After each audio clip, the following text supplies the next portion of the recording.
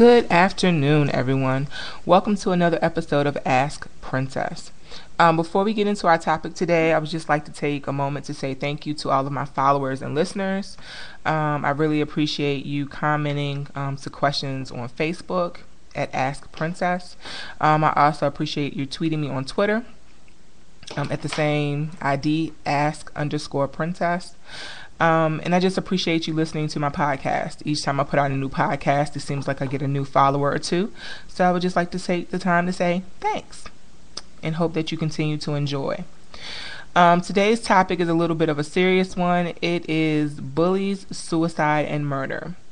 Lately, we have really seen a lot in the news where kids are going around and shooting up schools, or they're being arrested for plotting to blow up their school, or or to actually shoot up their school. Depends on if they catch them in time. So here is my take on some of that. Also, we have a lot of children now that are killing themselves as young as 10, 9. They come home and they're doing some pretty crazy things to themselves because of bullying. I think when it comes to suicide to a certain degree, or school shootings for the most part, if we as a society got bullying under control, a lot of that would be under control. One of the things I noticed is, and that's growing up, they always say children are ruthless, they're relentless, children can be mean, and that is true. But children also can be the sweetest things that have ever walked. So it just kind of all depends on what's going on from a whole social standpoint. One of the things that plays a part are cliques and groups. Of course, when everyone was in school, you had your ultra popular group, you had your athletic group or your jocks, you had your geek squad, and then you had, your average regular kid. And a lot of times the average regular kid kind of got along with everybody. They had at least one friend in each group and was pretty social for the most part. Or, maybe they chose to be a loner, but they weren't considered to be outcasted. But nowadays, things seem to be very extreme. Children pretty much are on one side. You're either cool or you're not. You're either accepted or you're not. And that can be very hard, especially if you have issues going on in other aspects of your life, and then you come to school and, you don't fit in there as well. So one thing we need to do is get these cliques under control. Of course, if you play chess, everybody who plays chess will probably hang out together, especially if you're in the chess club, or if you play tennis or football or basketball, you play a sport. Of course, you probably hang out, but we as a society need to stress the importance of integrating with different people, not just sticking to one group. Because typically when you start to stick to one group and only one group, you start to isolate and you start to feel separated from everyone else. So whether that separation makes you feel superior or inferior, that's a different story. But usually if you only hang out with one type of person or to one type of group, you tend to have different feelings towards people who are different, which may not be the best. Also, one thing that I've noticed too with bullying is that there's really no outlet a lot of times between parents or school. Kids are getting tired of being teased. A lot of times it's very ruthless. It goes beyond just the, ooh, you're 4 eyes because you wear glasses. Some children are just being relentlessly teased for whatever the reason, and they're getting tired of it. And whether they choose to hurt themselves or if they choose to come to school and shoot the school up, really that is a result of being relentlessly teased and not really having outlets. And what do I mean by outlets? Let's start with school. recently in the news, we've seen a lot of bullying incidents reported where they're not as serious, meaning that no one was hurt or no real intentions of crime has been thought out, but for whatever reason the story of bullying made the news. And a lot of those stories, the children have no one to go to. If they tell a teacher, they tell administrative staff in the office, no one believes them. Or if it's they think it's just kids being kids. Or even if they believe them, either the victim is victimized even more because they're told to toughen up, or they're victimized even more because they're told, well, there's not enough for us to be able to do anything. Spoken word is not enough to punish another student. They have to actually physically do something. So you have this child who comes to you and says, hey, I'm being teased, I'm being picked on, I'm being threatened, and really the administrative staff does nothing. Now, some of that can actually be because that is policies, which as a society we need to work on. Parents need to go to school board meetings and talk about these different policies. And some of it could just be the lack of concern on the part of the administration, which is sad to say, because you have these people here and the children are supposed to be able to look up to them and go to them with issues, and bullying for the most part is really not seen as an issue. It's not seen as something serious. It's just, you need to get tougher skin. Well, why do you need to get tougher skin when you're not doing anything wrong? How about the person bullying you needs to sit down and be easy? So that kind of goes back and forth. Also, because of the response and tolerance at school with bullying, a lot of times children may not even report it for fear that if they do report it and nothing happens, there will be even more backlash and repercussions from the bullier. So that leads another avenue to isolation and frustration of the child that's being victimized.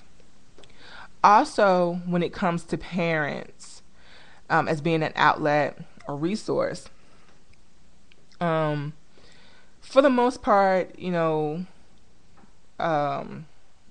the kids have some support at home. The victims actually have some support at home, and their parents go and they fight the power at school to no avail. But as a parent, you need to fight until no end. Even if you have to take it to the news, put it in the paper. If your child is being tormented to the point that they're thinking of suicide or they hate going to school or whatever it is, you need to do what you need to do. And if that means cause an uproar, then you need to cause an uproar, because we are supposed to protect the children and do what's in their best interest. Seemingly so, a lot of parents are doing, what they're supposed to do parentally, but they are getting roadblocked by, say, school administration. On the other hand, the bullier's parents, you need to believe when someone tells you that your child is bullying. A lot of times you hear, not my child would never do that. Really? I'm going to need you to think back to when you were 13, 14, and 15. Especially when you know what you're doing is wrong. You're not going to do that mess in front of your parents. Well, most kids wouldn't do it in front of their parents. You do have a few that are, kind of bold and testy. But in general, when you were 15, 16, you didn't necessarily do things that your parents would disapprove of. So why do you think your child would do the same?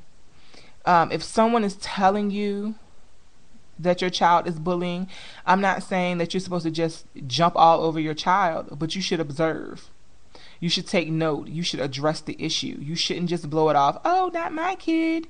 And then when it comes out in the wash, your kid is actually the ringleader. Also, a lot of times parents of bulliers are bullies. We have the flip side. Sometimes you have kids that like to bully because they feel they can do whatever they want. They get away with everything. But sometimes you have kids who bully because their parents are bullies. The kid can't control anything at home, so they come to school and they try to assert their authoritative power upon other people. And they always try to pick the weakest target, the weakest link. So that's how it a lot of times occurs. Parents, stop bullying your kids. Yes, you need to be their parent, you need to guide them, but you don't need to bully them. Um, and also, bullying at home could be a little deeper than just being overly bossy. It could be, the children could be victims of domestic violence or witness domestic violence, and then that's a different avenue altogether. But that is still something that needs to be addressed as well.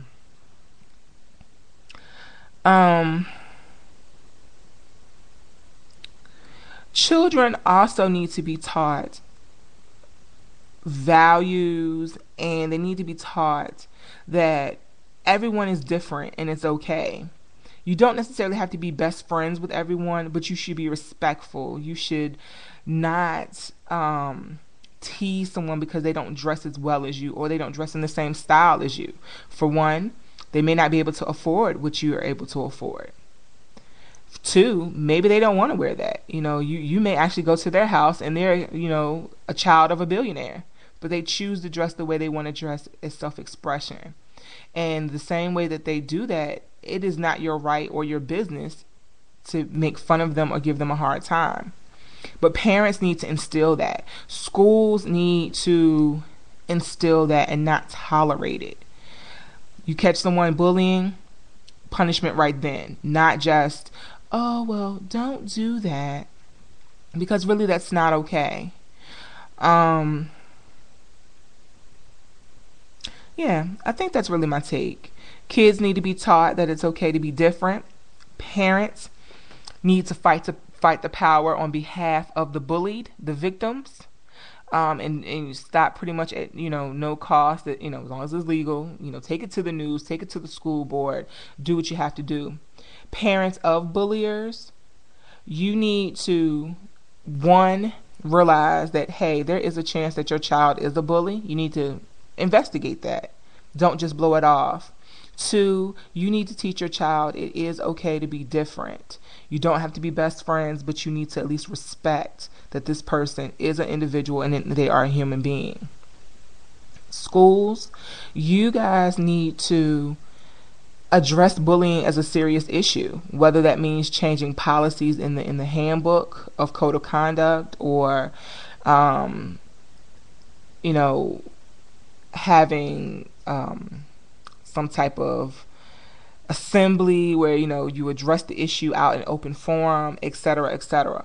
But you guys need to be an outlet, because if there is bullying going on at home, then children need somewhere else that they feel safe that they can come to. And also, one other point that I did forget, sometimes a child that is being bullied at school is also being bullied at home as well. So with that being said, if they don't have school, they have nothing. So school is supposed to be a safe haven, and it needs to represent in that fashion. So that is my quick take on bullying, these recent suicides from these young children, and the recent school shootings, which have occurred within like the last 5 to 6 years. They have hit, I guess, record numbers in a sense as far as being something that occurs frequently. So that's my take. Let me know what you think. You can visit me on Facebook at ask_princess. It'll come up as radio show.